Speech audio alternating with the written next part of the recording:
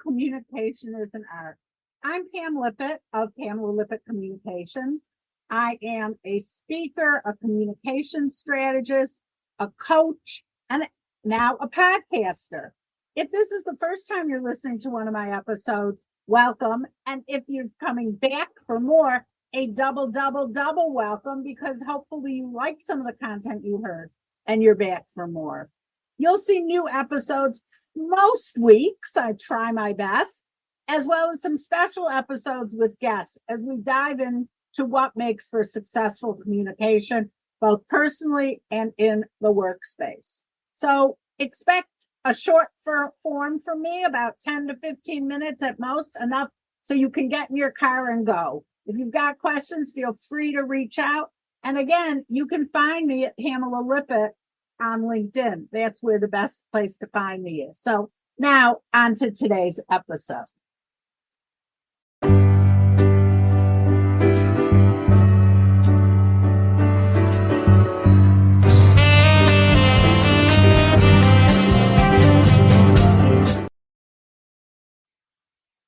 Hi, everyone. Here we are, another episode of Communication is an Art. If you're watching this on YouTube, you can see I'm still in a beautiful location in Florida. It was so good getting away. I still have another week to go, and I could not be happier. I'm going to figure this out for years to come until I finally give it up. But right now I'm here with you, and we're still talking about leadership, because at Communication is an Art, I am all about making sure that leaders have the right tools and have the right access to make just the best choices they can make and to bring the best people along with them. So that's what I'm talking about today in today's episode. I'm calling it Choosing Your Mentors Wisely. And I have to say, I talked about this a little last week. When we look at leaders when we're young, it's a really good way to absorb things that we always want to do and that we never want to do. So we can certainly talk about that at a later time. I think that's a full episode, what you don't want to do as a leader. But for now, we're talking about what you do want to do. And when you're young, it's really an opportunity, even when you're not young, it's an opportunity to look around you, figure out who can be of guidance and help to you. And I really like the word guidance, because we all need guidance in our lives. We all need someone to kind of bounce things off of, especially if you're a startup or a solopreneur or just getting started and wanting to move up within the corporate structure. Who do we look to?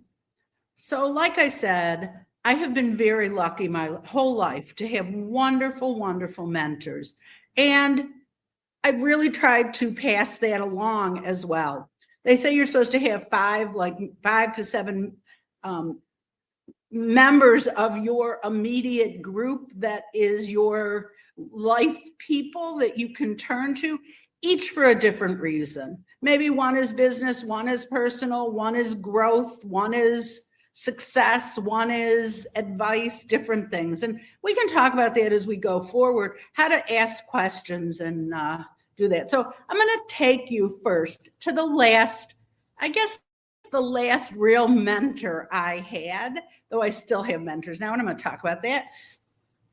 I was working for an organization and I was having some difficulty. I was executive director, but I knew what I wanted to say. But every time I said it, there was one person who always said, yeah, but, or, is that really what you mean? Or, and I felt that I was really backtracking through most of the conversation, which wasn't good. So I was going to have coffee. I asked someone for coffee that was very successful in the executive director position. He had in an organization, he'd been there a number of years. Everybody knew that everybody liked him, and yet he certainly commanded respect. As a little aside, I just spoke to someone the other day who said, well, the old director I had a lot of fun with. And I answered her. It was not a happy conversation for a number of reasons. And I said to her, your job is not to have fun with the executive director. Your job is to work with the executive director and support the executive director. What do you mean you had more fun with them? That's great. They didn't do a good job, but you had fun. Isn't that great? Okay, back to the first story. I digressed. So I went to coffee with this guy, and we talked a lot about what I was struggling through, what I wanted to gain from the conversation, what I wanted support with, ideas with, how if he had struggled in these things during his career. It was a great conversation. It was probably an hour and a half, 2 hour coffee. We used to have coffee on Friday afternoons when we were both getting out of the office early, and then we would stop for coffee somewhere. And I turned to him and I said, I really want a mentor right now, someone I can talk to and really keep going through these kind of issues, because I know I'm doing a good job, but if you're worth your salt, you can do a better job. And so he looked at me and very kindly, he said, all right, let me think about who I would suggest. And I said, that's so funny because I was asking you to be my mentor. So first of all, he burst out laughing and he said, wow, that's a shock. And I'm so flattered. And of course I will be your mentor. And that's my lesson. Good people want to help other people be good. So don't sit back and not reach out to do more things and to ask someone to be your mentor. What was funny is he was actually maybe 2-3 years younger than me, but we had pretty much similar backgrounds. And so it was just so funny. He thought I was looking for someone, 10 years older than me who had been through the mill already. And now I said, no, I really respect what you're doing and I want you. And he said, absolutely, Pam. I am here for you. We set up a regular coffee date. We knew we could reach out to each other if there were issues. I also gave him ideas. It was a real symbiotic relationship. And so don't be afraid to ask. That's my first piece of advice.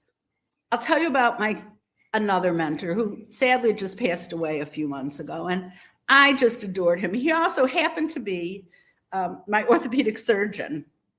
Though that's not how I met him. I was going to someone else in the practice originally, an older partner who retired, and that's how I moved to him, and he was great.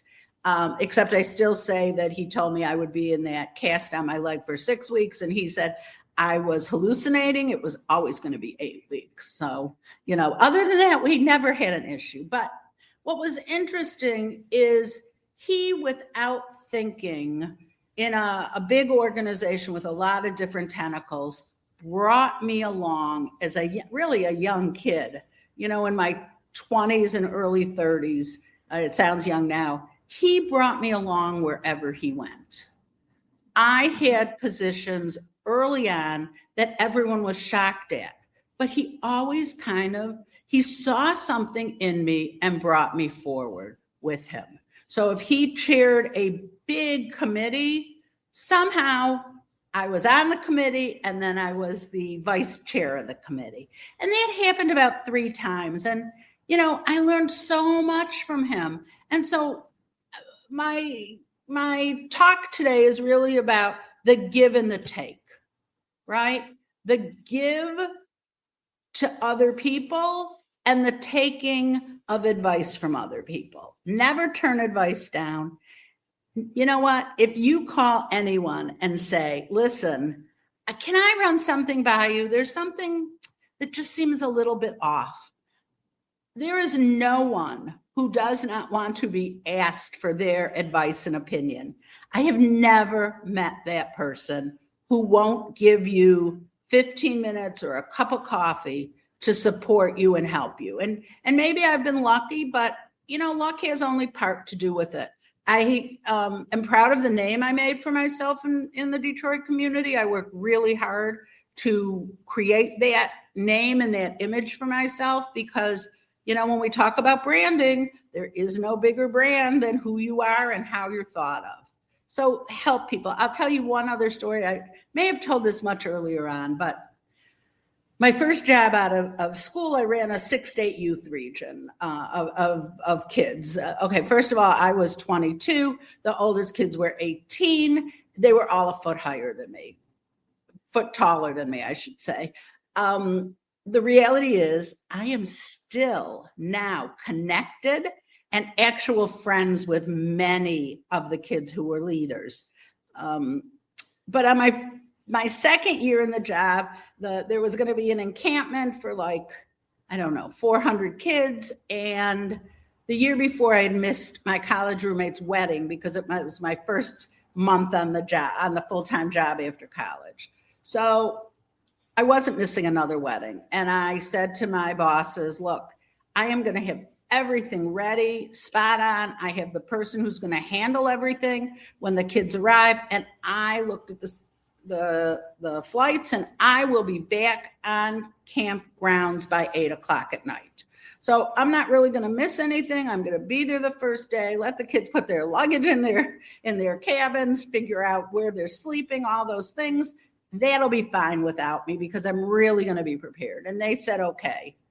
And so I flew from North Carolina, a small, I think from Asheville to Charlotte and Charlotte to New Jersey, changed clothes with the bride, left my backpack in the bride's room. We were very, very good friends. And then I left so I could make the plane on the way back. And I took a cab, and this is the days before phones, before anything. And we start to pull up to the door for the cabbie to let me out. And I just looked up and I said to him, uh-oh. He said, what? I said, I left my purse on the table at the wedding and all my cash is in there.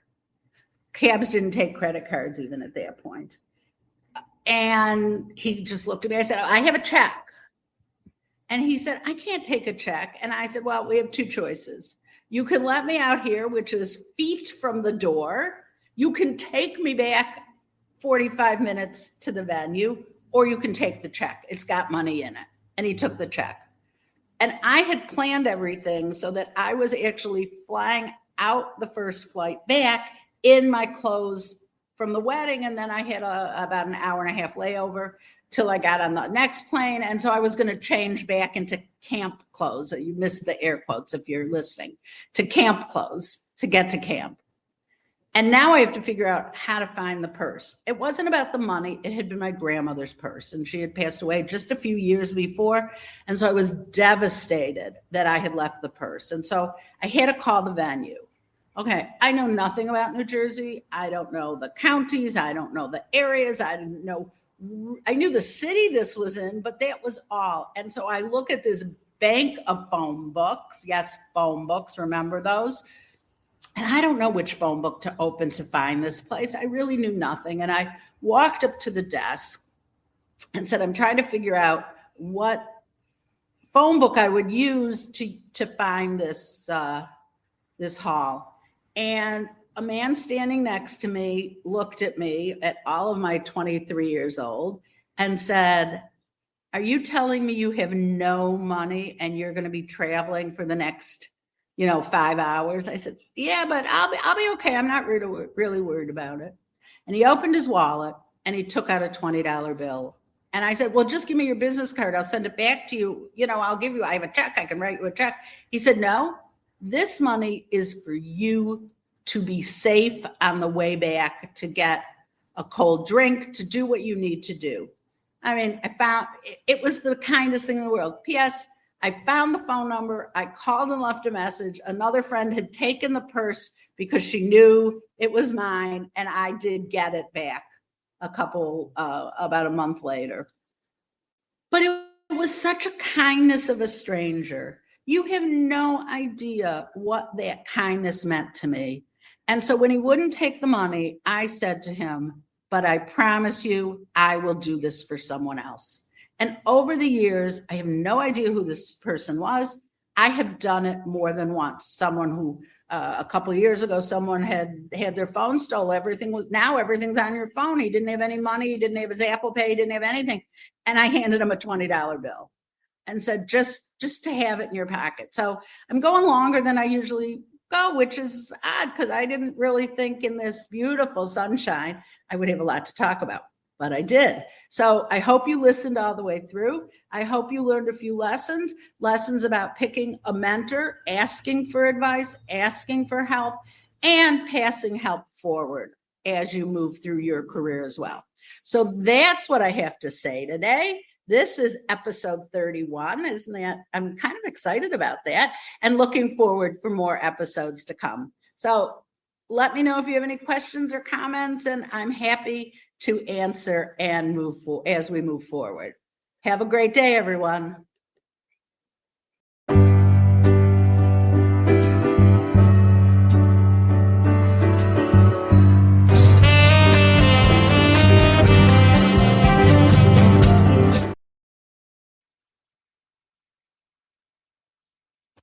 Podcast. I hope you found something interesting in it. I wanted to share with you a new offering from my company, Pam Lippitt Communications. I'm actually offering a communications audit. So who is this for?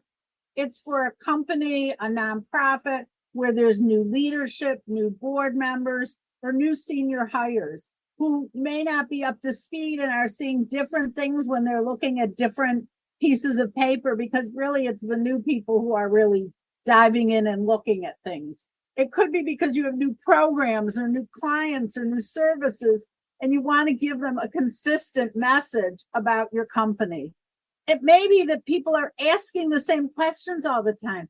That means you should be answering it in your materials so they don't have to ask.